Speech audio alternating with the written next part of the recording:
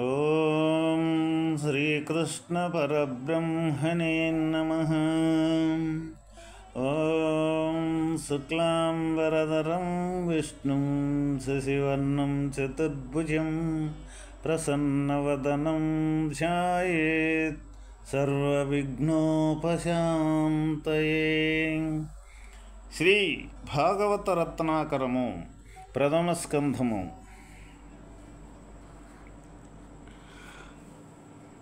నమో కించన విత్తాయ నివృత్తాగుణవృత్తయే ఆత్మారామాయ శాంతాయ కైవల్యాపతయే నమః. మీరు నిర్ధనులకు ధనము వంటివారు. మీరు నిర్ధనులకు ధనము వంటివారు. మాయా ప్రపంచము మిమ్ము సృజించనేరదు. మీరు మీయందే విహరించు పరమశాంత స్వరూపులు. మోక్షమునకు మీరే అధిపతి. అట్టి మీకు మరలా మరలా నమస్కరించుచున్నాను.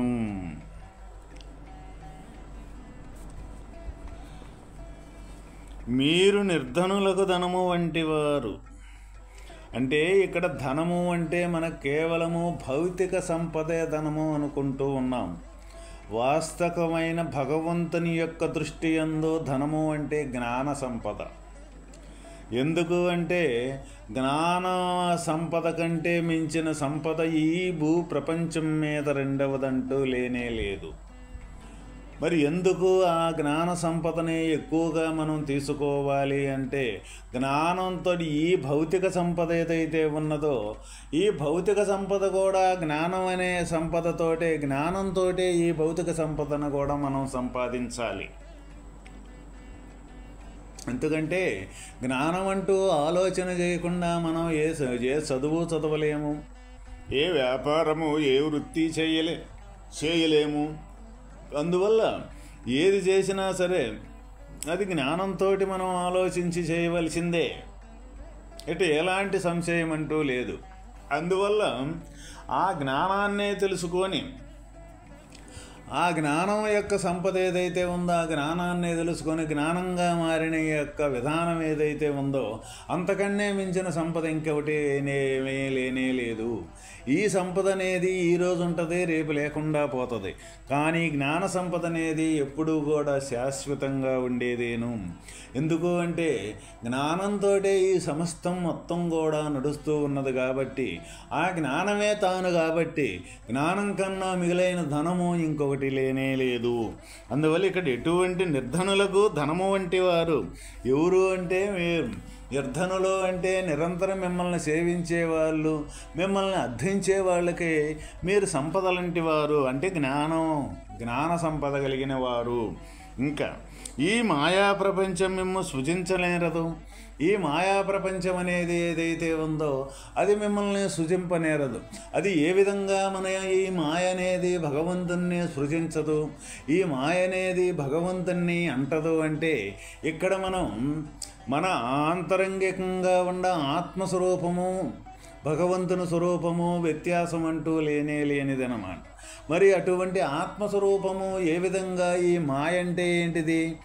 ఈ ఆత్మస్వరూపము నుంచి కల్పింపబడింది ఏదైతే ఉందో అది మాయ. ఏ విధంగా కల్పింపబడింది? ఇప్పుడు మనం ఒక సంకల్పించాం. ఏమని సంకల్పించాము అంటే ఎక్కడో ఒక దూరాన ఒక ఊరిలో మన బంధువుల గురించో లేదో ఏదో ఒక దృశ్యరూపకాన్ని గురించో సంకల్పించినప్పుడు ఆ సంకల్పానికి ఉన్న స్వరూపమే మనమా? సంకల్పము మనమా? సంకల్పం కంటే ముందు మనం అయి ఉన్నాం అక్కడ. అది సంకల్పానికే రూపకం లేదు. అటువంటి రూపకం లేనిది ఎక్కడి నుంచి వస్తుందంటే దానికన్నా ఇంకా సూక్ష్మమైన రూపకం లేని దాని నుంచే ఈ సంకల్పం అనేది కదులుతూ ఉన్నది. అయితే కదిలి ఏం చేస్తూ ఉన్నది? అక్కడ ఒక దృశ్య రూపకాన్ని ఒక చిత్రాన్ని వర్ణించి అది ఫలానా ఇది ఫలానా అని వర్ణించుద్ది అన్నమాట. అయితే ఈ వర్ణించి మళ్ళీ అది అక్కడే ఉంటుందా? మళ్ళీ వెంటనే మారిపోతూ ఉన్నది. ఇదే మాయ. అయితే ఈ మాయ ఈ మాయ కంటే ముందున్న మన స్వరూపము ఈ మాయకి దేనికైనా ఈ మనసుకి దేనికైనా అంటిందా అంటే అంటనే అంటలేదు. ఎందుకు అంటే సంకల్పం అనేది కదిలింది, ఆ సంకల్పమే ఏదో చిత్ర విచిత్రాలు వర్ణన చేసింది. ఆ వర్ణన చేసిన తర్వాత అది మళ్ళీ ఆ సంకల్పం ఎక్కడి నుంచి కదిలిందో అక్కడికే మళ్ళీ విలీనమైపోయింది. ఇక ఉండ స్వరూపం తను సంకల్పం కంటే ముందుండ స్వరూపమే మనం, ఆ స్వరూపమే జ్ఞానం. ఆ జ్ఞానమే మనం కాబట్టి మనం ఏ మాయకి ఈ మాయ అనే సంకల్పానికి మనం అంటలేదు కదా. అటువంటిది భగవంతుని యొక్క స్వరూపం. కాబట్టి మనం అయితే మానవులంటే దేన్ని అనుకుంటూ ఉన్నాము అంటే కదిలిన సంకల్పం కాడ్నుంచి గుర్తెరిగిన సంకల్పం కాడ్నుంచి అక్కడి నుంచి జరిగే క్రియ ఏదైతే ఉందో అది నిజం అనుకుంటూ ఉన్నాం. అది నిజం అనుకునేదానికి కారణం ఏంటిదంటే ముందు శరీరం నిజం అనుకుంటున్నాం కాబట్టి మనం శరీరం నిజము అనుకున్నంతసేపు ముందు ఈ సంకల్పంతో ప్రపంచం నిజమైపోతుంది. మనం ఎటువంటి భావనతోటి కూడుకొని ఉంటామో ప్రపంచం మొత్తం కూడా అటువంటి భావనగానే అటువంటి రూపకంగానే మనకు కనపడుద్ది. మనం దృశ్యానికి శరీరం నిజం అనుకున్నామంటే ఈ ప్రపంచం మొత్తం నిజంగా మనకు కనపడుతూ ఉంటుంది. శరీరం కాదు మనకు అంతర్గతంగా ఉన్న జ్ఞానం నిజం అనుకొని జ్ఞానంగా ఉన్నామంటే జ్ఞాన దృష్టితోటి కన్నా మనం చూడగలిగాము అంటే శరీరం అబద్ధం అయిపోతుంది. తెలియబడకుండానే అబద్ధం అనుకోవాల్సిన పని లేదు. నువ్వు జ్ఞానంగా ఉంటే జ్ఞానంగానే కనపడుతుంది ప్రపంచం మొత్తం కూడా. అందువల్లే మన పెద్దలు యద్భావం తద్భవతి, నువ్వు ఎటువంటి భావనతోటి కూడుకొని నువ్వు ఉండావో అటువంటి విధానంగానే ఈ ప్రపంచం అనేది గోచరించుద్ది. అందువల్ల నువ్వు జ్ఞానస్వరూపుడు కాబట్టి నువ్వు జ్ఞానం అనుకున్నావు, జ్ఞానంగా నువ్వు మారిపోయావంటే అంత జ్ఞానంగానే కనపడుద్ది ఈ ప్రపంచం మొత్తం కూడా. అదే విధంగా ఈ మాయకి ఏ విధంగా అంటాడు అంటే ఈ పద్ధతిలో ఈ జ్ఞానానికి మనకుండ జ్ఞానానికే మన సంకల్ప రూపకం అనేది అంటట్లా. ఇంద్రియాదులతోటి మనం ఎప్పుడు కూడా సర్వక్రియలు జరుపుతూ ఉన్నాం, క్రియలన్నీ అయిపోతున్నాయి, మనంగానే ఉంటున్నాం అంటే జ్ఞానంగానే ఉంటూ ఉన్నది. కాబట్టి ముందు మనం శరీరం అనుకునే యొక్క భావన మనకు తొలగిపోయి జ్ఞానరూపకంగా మారితే తప్ప మనకు భగవంతుని యొక్క సాన్నిధ్యం కానీ భగవంతుని యొక్క సమీపానికి మనం చేరుకునేదానికి వీలు పడదు. కాబట్టి ఆ విధంగా భగవంతుడు ఈ మాయకనేది అంటుకునేది కానే కాడు. మిమ్మల్ని మాయా ప్రపంచం అనేది మిమ్మల్ని స్పృశించదు, మిమ్మల్ని తాకదో ఈ మాయ. వాస్తవికంగా కూడా అదే, ఈ మాయ అనేది లేకనే ఉండట్టుగా కల్పింపబడింది. ఇప్పుడు మహాసముద్రములో నుంచి అలనేది లేచింది, అలా ఏం చేస్తుంది, లేచింది మళ్ళీ అక్కడే పడిపోతుంది. సముద్రానికి ఎలాంటి ఇబ్బంది ఏమీ లేదు, దాని అంతర్గత లేచింది, ఆ లేచిన అల మళ్ళీ అందులోనే కలిసిపోయింది. లేచింది కూడా నీరే, మళ్ళీ నీరులోనే నీరు కలిసిపోయింది. అట్లానే ఈ సంకల్ప రూపకంగా కదిలి లేకనే ఉండట్టుగా అక్కడ ఈ ప్రత్యేకతను కల్పించుకున్న మాయ ఏదైతే ఉందో అది అక్కడే మహాసముద్రం అటువంటి పరమాత్మ స్థితిలో నుంచే కదిలింది, మళ్ళీ అక్కడ పరమాత్మ స్థితిలోనే విలీనమైపోతూ ఉన్నది అన్నమాట. అటువంటప్పుడు ఇక ఈ భగవంతునికి ఈ మాయ అనేది ఏ విధంగా స్పృశించేదానికి ఆస్కారమే లేదు. కాబట్టి ఇక్కడ మనం మాయ నిజమనుకుంటున్నాం, ఒక ప్రత్యేకత అనేది మనం సంతరించుకొని దాంతో అదే ప్రపంచం నిజమనుకొని మన ప్రయాణం చేస్తూ ఉన్నాం. కాబట్టి అటువంటి ప్రత్యేకతను ముందు గుర్తెరిగి ఆ గుర్తెరిగిది ప్రత్యేకత అనేది లేదు అని నిజతత్వాన్ని మనం విచారణ చేసి ఆ నిజతత్వం ఇటువంటిదని నిజతత్వంలో నిలబడ్డప్పుడు ఇక ఈ మాయ అనే దానికి ఆస్కారమే లేకుండా పోతుందన్నమాట. అందువల్ల ముందు మనల్ని ఎవరిని వాళ్ళు తెలుసుకోవాలి, నిన్ను నువ్వు తెలుసుకో మన పెద్దల పూర్వీకులు అని మనకి ఎందుకు ఘంటాపదంగా చెప్పారంటే ఈ శరీరంలో నేను అనే వస్తువు ఏంటిదంటే జ్ఞానమే. నువ్వు ముందు జ్ఞానంగా మారిపోయినప్పుడు ఆ జ్ఞానం అనేది ఎక్కడి నుంచి పుట్టిందో జ్ఞానానికి ఆధారమైన వస్తువు అప్పుడు నీకు వెతికేదానికి ఆస్కారం ఉంటుందన్నమాట. నువ్వు జ్ఞానాన్నే తెలుసుకోలేకుండా శరీరతత్వం అయి ఉండంతసేపు ఇవి ఎప్పుడూ నీకు ఇంకా జ్ఞానమే గోచరించినప్పుడు ఇంకా జ్ఞానం కంటే మిగిలిండ ఆత్మస్థితి ఎప్పుడు గోచరించుద్ది? ఎప్పుడు నువ్వు అక్కడ చేరుకోగలుగుతావు?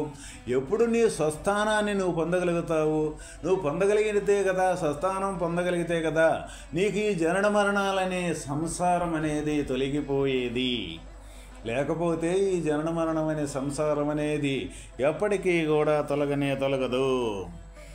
మీరు మీ యందే విహరించు పరమశాంత స్వరూపులు. మీరు మీ యందే ఎవరైతే ఏ జ్ఞానస్వరూపమే తానై ఉండగలుగుతాడో ఆ జ్ఞానస్వరూపం తానై ఉన్నప్పుడు తన యందే తను రమించుతూ ఉంటుంటాడనమాట. అంటే జ్ఞానంతో మాట్లాడుతుంటాడు, జ్ఞానంతో వింటూ ఉంటుంటాడు. వినేది జ్ఞానమే, చూసేది జ్ఞానమే, స్పృశించేది జ్ఞానమే, స్పర్శించేది జ్ఞానమే. జ్ఞానంగానే ఉంటాడు. జ్ఞానంతో కదిలినవన్నీ తనలోనే కదిలి తనలోనే విలీనమైపోతూ ఉంటుంటాయి అన్నమాట. అప్పుడు ఎప్పుడు జ్ఞానస్వరూపంగానే తను ఉండగలుగుతాడు. విహరించు పరమశాంత స్వరూపులు. ఎవరయ్యే శాంత? మనం పరమశాంతం అంటే ఏంటిది? యహానికి సంబంధించిన శాంతం ఏదైతే ఉందో అది కొద్దిసేపు ఉండి కొద్దిసేపు లేకుండా పోతుంది. పరమశాంతి అనేది అటువంటిది కాదు. నిరంతరం జ్ఞానస్వరూపమే తానయ్యి ఇక్కడ ఈ క్రియలయందు సంచరించే ఏ మానవుడు, ఏ జీవుడైతే ఉన్నాడో తనందే తను ఉండి ఈ కర్మలు మొత్తం ఎన్ని చేసినప్పటికీ కూడా దేనికి అంటకుండా తామరాకు నీటి మీద ఉండే నీరు తామరాకు అంటనట్టుగానే తన కర్మల్లో సర్వకార్యకలాపాల్లో ఉండి దేనికి అంటకుండా తను వాస్తవమైన జ్ఞానస్థితిగా తను ఉండగలిగినప్పుడు తను పొందే యొక్క ఆనందం ఎటువంటిది అయ్యా అంటే పరమశాంతి, పరమానందము. మరి అటువంటి పరమానందము, పరమశాంతి ఎక్కడుందయ్యా అంటే నీలోనే ఉందే, నువ్వయ్యే ఉండావు. మరి నీలో ఉండి నువ్వయ్యుండావో అన్న విషయం నీకెందుకు గోచరం కావటం లేదు? నువ్వు కాని వస్తువు నువ్వు అనుకొని నీవు లేకనే ఉండట్టుగా భ్రమపడ్డి ఏదైతే భ్రమే నిజమని నువ్వు బయట ప్రపంచం మీదకి పరిగెడుతున్నావు కాబట్టి నువ్వు అనుకున్న వస్తువు ఏదో నీకు గోచరించటంలా, నువ్వు అనుకునే వస్తువు నువ్వు గోచరించే దానికి సంబంధించిన దానికోసమే నువ్వు చేయాల్సిన యొక్క పరిశ్రమ. దానికే ఇన్ని రకాల సాధనలు మన పెద్దలు చెప్పారో తెలియజేశారు. అనేక రకాల సాధనలు తెలియజేశారు. అనేక రకాల మార్గాలు మనకు చూపెట్టారు.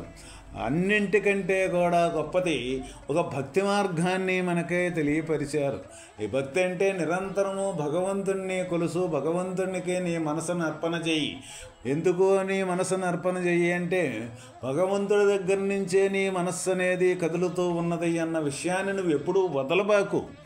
ఎందుకు వదలబాకు అంటే మనస్సు కదిలితేనే ప్రపంచం అనేది మనకు కదిలేది, కనపడేది, గోచరించేది. మనస్సు కదలలేదో, మనస్సు లయమైపోయిందో నీ గాఢ సుషుప్తే. అంటే ఇది చీకటి. అదే జ్ఞానంగా కానీ నువ్వు చూడగలిగితే మనస్సు నీలోనే కదిలి నీలోనే లయమైపోతుంది అన్నమాట. ఇది అహంకారంతో శరీరమే నేను అని అహంకారంతో కూడుకున్నప్పుడు ఈ గాఢ సుషుప్తని మనకు అంధకారంగా మనం గోచరించకుండా పోయే యొక్క స్థితి అది. అదే జ్ఞానరూపకంగా నువ్వు ఉండి జ్ఞానం అయి ఉన్నప్పుడు నీలో తయారైన సంకల్పం నీలోనే కలిసిపోతుంది, నువ్వు మిగిలే ఉంటావు. అప్పుడు అంధకారం అనేది అక్కడ ఉండటానికి ఆస్కారమే లేదు.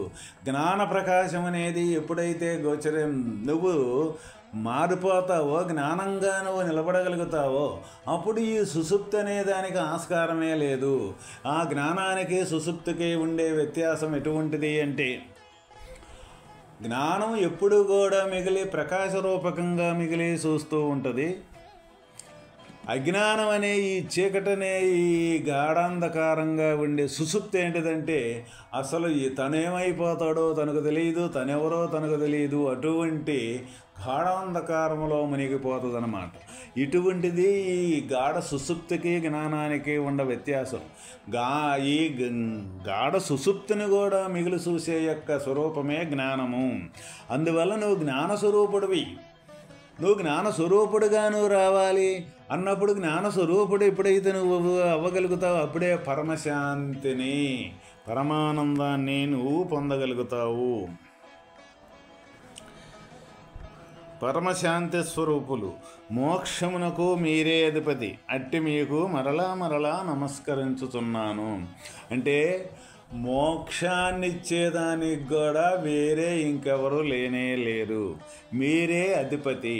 అంటే నిరంతరము మిమ్మే కానీ కొలుసుకుంటూ కానీ ఉన్నట్లయితే ఇక్కడ మీరు అనే ఇక్కడ శబ్ద ప్రయోగములో వినేటప్పుడు మనకంటే వేరే ఎవరో ఒక భగవంతుడు ఉన్నాడు అని మన అపోహలో మన భావనతోటి మనకి గుర్తొస్తూ ఉంటుంది. ఇక్కడ మీరు మనం చర్చించుకునేటప్పుడు ఏ అంతరంగంగా ఉండి ఈ దేహాన్ని నడిపించే వాళ్ళు ఎవరైతే ఉండారో ఆయనే ఇక్కడ భగవంతుడు.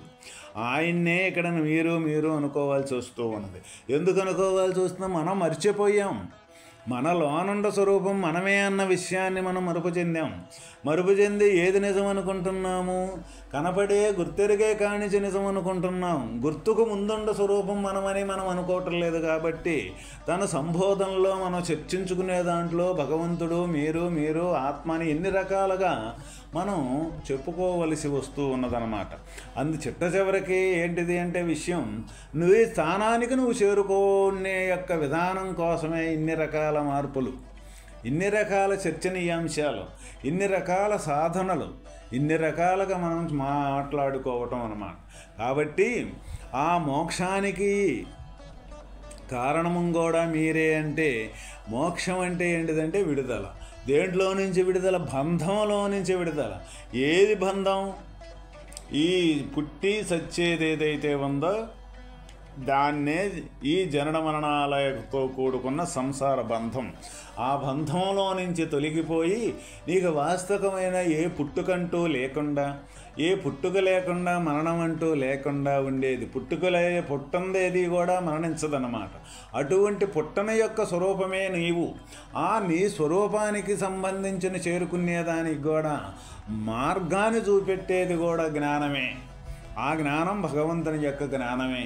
అందువల్ల నువ్వు జ్ఞాన స్వరూపుడుగా నువ్వు కానీ మారిపోగలిగావు అంటే ఆ జ్ఞాన రూపకంతో భగవంతుని చేరుకునేదానికి ఎలాంటి ఆటంకం అనేది నీకు ఉండదు.